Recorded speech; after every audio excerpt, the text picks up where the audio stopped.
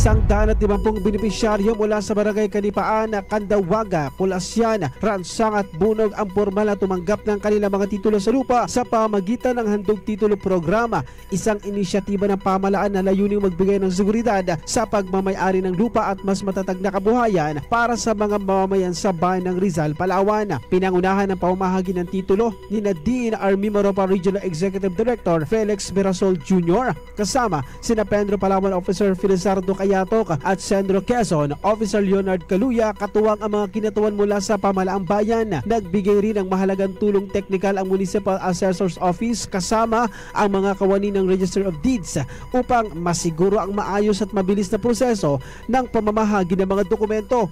Ang Handog Titulo Program ay isang programa na naglalayong magbigay ng titulo sa mga kwalipikadong benepisyaryo ang lupaing kanilang matagal ng pagmamay-ari.